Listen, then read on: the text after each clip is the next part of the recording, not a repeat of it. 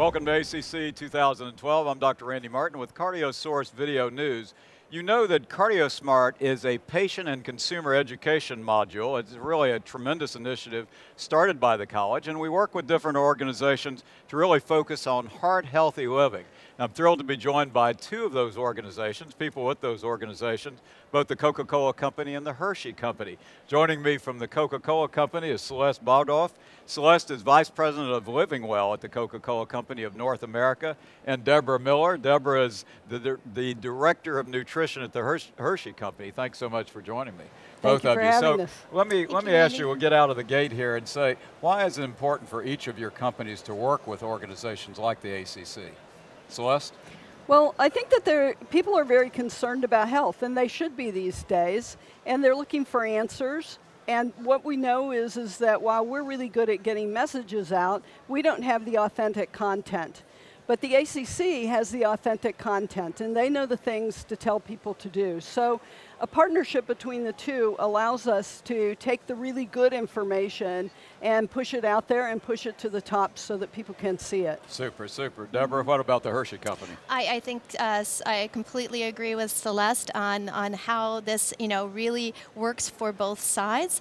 And I think what we share is a common language as scientists that we can build on the evidence. And if we're all talking about the evidence that's out there in the public literature, and we can build upon that to make products on our end and to get messages out to patients, consumers, then we all win, and we can talk to each other and establish a dialogue that creates the next step and keeps making that next step. Absolutely, I think you're both right. You know, the obesity epidemic, I'm sure you field lots of questions on that and your company's commitment to that. But the concept of really healthy living in light of the obesity epidemic. So tell me a little bit about what each of your companies views as your commitment to healthy living with the obesity epidemic as a backdrop.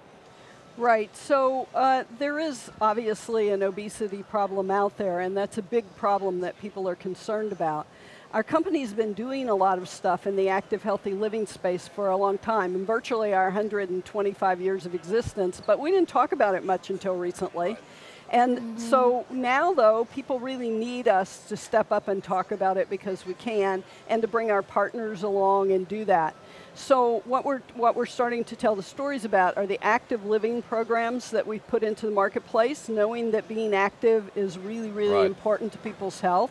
And then in addition, we're working with a lot of organizations about how people should eat with moderation and do everything with moderation, really, because that's the thing that's sustainable and can really help you overcome and have a healthier life and a better body weight. Absolutely. Deborah? And absolutely, a healthy lifestyle is one that's sustainable. You have to be able to do these healthy behaviors for the rest of your life. So we really believe the same thing, that moderation, not deprivation, is the way to go, and that it enriches your life. So healthy diet with a few treats, something that tastes good on occasion, but putting that into the context of making sure you get your priorities, get your exercise, keep active, and overall that will make you stick to that healthy diet as opposed to restriction and being too, it has to be fun. Life has to be fun, and food should be enjoyed. And let's be part of that, and let's work together. And you both are. Your companies, your products both are.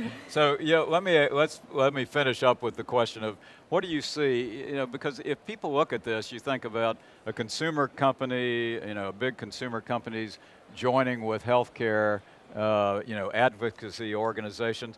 What are the biggest challenges to creating these partnerships? Well, in my view, it's really about trust and about having people understand that both sides can be trusted.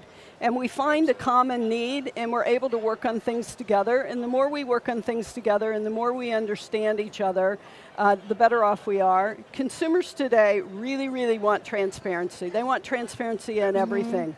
And by working together, both organizations are able to communicate that transparency.